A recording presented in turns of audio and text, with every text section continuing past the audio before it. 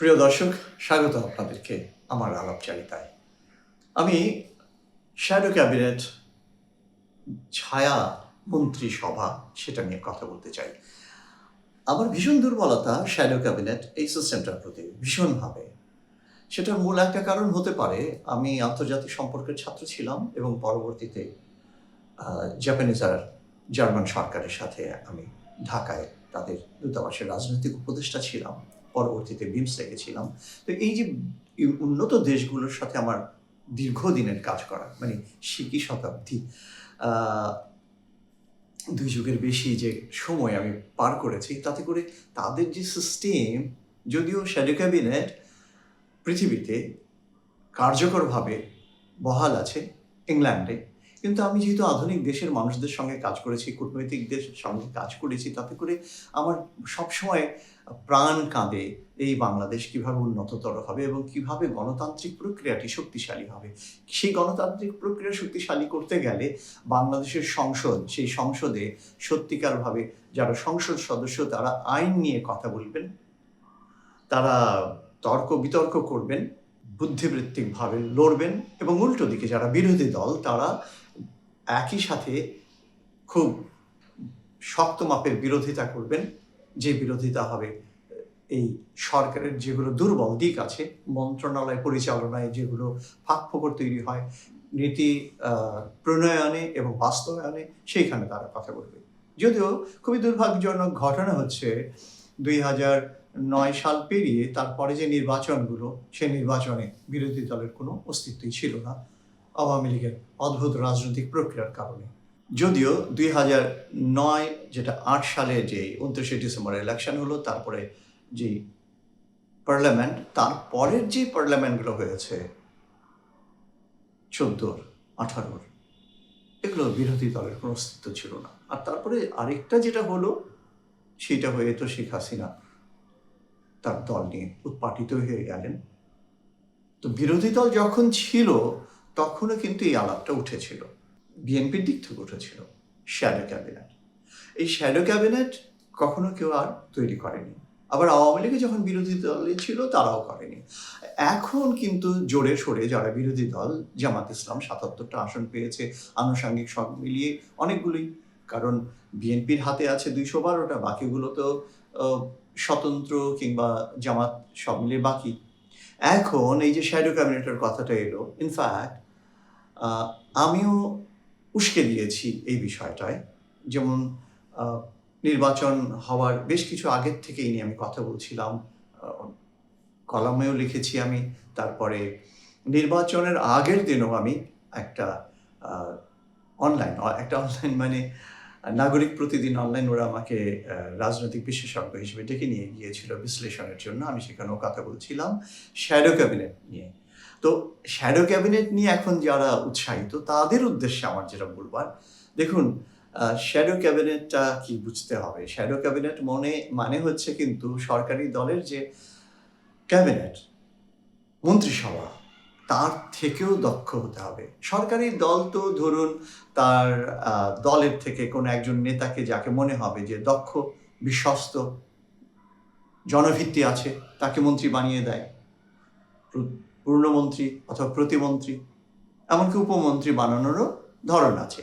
এখন তারা মন্ত্রীরা কেউ সফল হয় না। ওই জায়গাটা ভুলটা ধরবার জন্য শ্যাডো ক্যাবিনেটের শ্যাডো মিনিস্টার, তাহলে তাকে কত দক্ষ হতে হবে, পরিপক্ক হতে হবে, এটা কিন্তু বুঝতে হবে। যেমন ধরুন স্বরাষ্ট্র মন্ত্রণালয়ের উল্টো দিকে যদি ছায়া স্বরাষ্ট্রমন্ত্রী থাকে, তাকে স্বরাষ্ট্র মন্ত্রণালয়ের বিষয়টা যে সরকারের মন্ত্রী তার থেকে অনেক বেশি বুঝতে হবে।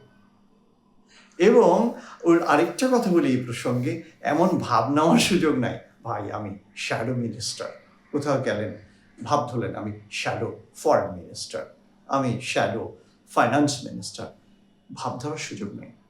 এই শ্যাডো ক্যাবিনেটটা হচ্ছে একেবারেই জনগণের দোরগোড়ায় প্রশাসনকে নিয়ে যাওয়া, জনগণের দোরগোড়ায় আপনি জনগণের সেবাটাকে নিয়ে যাওয়ার জন্য সহায়তা করবেন সরকারকে একদিকে, এবং সেই জন্য সরকারের সমস্ত ভুল ভ্রান্তিকে ধরিয়ে দিবেন এবং আপনার সেই ধরিয়ে দেওয়া বক্তব্য চাবুকের মতন আঘাত করবে, এবং এই প্রক্রিয়ার মধ্য দিয়ে আপনি নিজের প্রশিক্ষণ নেবেন, নিজেকে পরিণত করবেন, করার টার্গেটটা থাকে পরবর্তী নির্বাচনে এই বিষয়গুলোকে তুলে ধরে যেন আপনি বলতে পারেন এই হচ্ছে আমার পরিপক্কতা, আমি সুতরাং রাষ্ট্র পরিচালনার জন্য প্রস্তুত, সুতরাং আপনারা আমাকে ভোট দিন। এবার যেমন ধরুন জামাত ইসলাম কিভাবে ভোট চেয়েছে, খুব ইন্টারেস্টিং ছিল। দাঁড়িপাল্লায় ভোট দিলে বেহেশত পাওয়া যাবে, বেহেশতের টিকিট নিশ্চিত। একজন লোক জামাত ইসলামের, সে আইনজীবী, টেলিভিশনে খুব আসে, তাকে দেখলাম টাকা দিচ্ছে, একটা খুব সাধারণ লোককে টাকা দিচ্ছে। কি প্রক্রিয়ায়, কি খবর? হ্যাঁ আছি ভালো। কেন, খারাপ থাকলে হবে? ভালো থাকতে হবে তো। হ্যাঁ, ভোট দিতে হবে না? ভোট তো দিবেন। হ্যাঁ আচ্ছা, তাহলে কি করবেন? নামাজ পড়েন তো? মরলে কবরে যেতে হবে না? হ্যাঁ যেতে হবে। তাহলে বেহেশতে যেতে হবে, তাই না? তাহলে বুঝেন তো, তাহলে আল্লাহর নাম নিতে হবে, হ্যাঁ ভোট দিতে হবে, তো দাঁড়িপাল্লায় ভোট দিবেন। কি হইল? এরপরে তার কৌশলে হাতে 1000 টাকার নোট দেখা যাচ্ছিল, যেটা ভিডিওতে বুঝে দিল। এখন কথাটা হচ্ছে কি, লোকটা মরবে, কবরে যাবে, কবরে আজাব হবে কি হবে না, সেইখানে বেহেশত পাবে কি পাবে না, সেই হাসরের ময়দানে কি হবে, এটা পরের কথা রে ভাই। তার আগে সে কিভাবে এই নির্বাচনের সঙ্গে সংযুক্ত করে দিল এবং তার প্রতীক দাঁড়িপাল্লায় সেটাকে সে তুলে নিয়ে আসলো।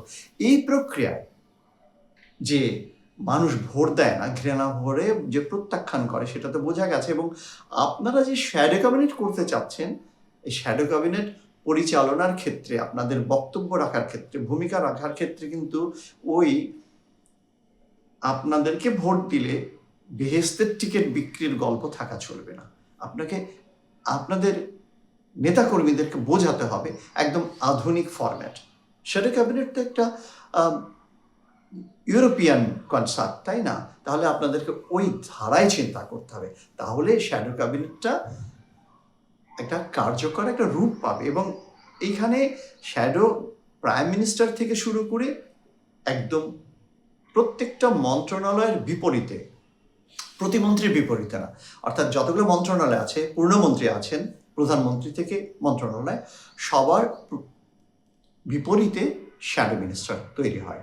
শ্যাডো মিনিস্টারের ভূমিকায় অবশ্যই আপনারা যখনই একটা পার্লামেন্ট সেশনে কোনো বিশেষ বিল আলোচিত হবে, সেই বিলটার বিপরীতে শ্যাডো মিনিস্টার ওই সংক্রান্ত যে মন্ত্রণালয় আছে তারা সেটা আবার প্রেস ডেকে, পার্লামেন্টে তো কথা বলবে, তারপরে প্রেস ডেকে তারা এটা ব্রিফ করবে। এবং শ্যাডো ক্যাবিনেটের সবচেয়ে গুরুত্বপূর্ণ বিষয়টা হচ্ছে বাজেট প্রণয়ন। আমাদের দেশে হচ্ছে জুন মাসে যখন বাজেটটা দিয়ে দেয়, তারপরে কি হলো, সরকারি দলের যারা চামচা আছে, নেতাকর্মী আছে, তারা বলে যে এই দুর্দান্ত বাজেটের বাবা, এই বাজেট দিয়ে তো বাংলাদেশ একেবারে রাতারাতি আমেরিকা হয়ে যাবে, রাতারাতি সিঙ্গাপুর হয়ে যাবে, কি হবে না।